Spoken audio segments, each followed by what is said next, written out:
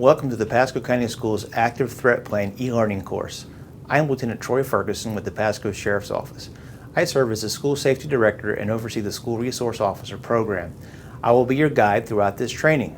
This course is an overview of the new proactive options-based response strategies that will be utilized in the face of an active shooter or other violent attack on campus or in a school district facility. The goal of these strategies are to save lives by providing individuals with proactive response options, choices that increase the odds of surviving should the unthinkable happen. It is very much about empowering our teachers, students, and other members of our school community to make a decision based on the location and nature of a violent threat. Why?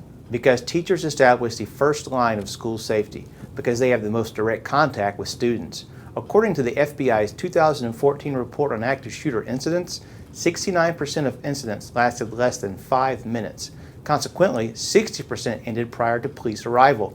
Every day in Pasco County, each of us do our part to keep over 70,000 students and over 10,000 employees safe and empower them to experience a world-class education that is uninterrupted by violence, and you all do an exceptional job.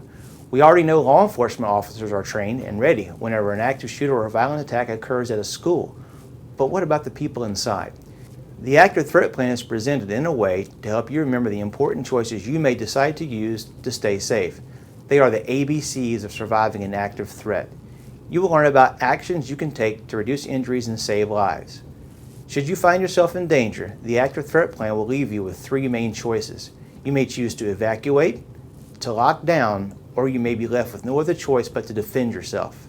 Included in this course is information about how the new Active Threat Plan integrates with our existing crisis plans to include some revisions to our crisis flip charts.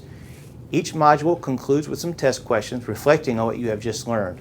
Participants are required to achieve a score of 100% on each quiz prior to moving on to the next module. Not to worry. You will be able to review a module and retake a quiz as often as needed. This training was made possible through a partnership between the District School Board of Pasco County and the Pasco Sheriff's Office. Please press the next button when you are ready to begin.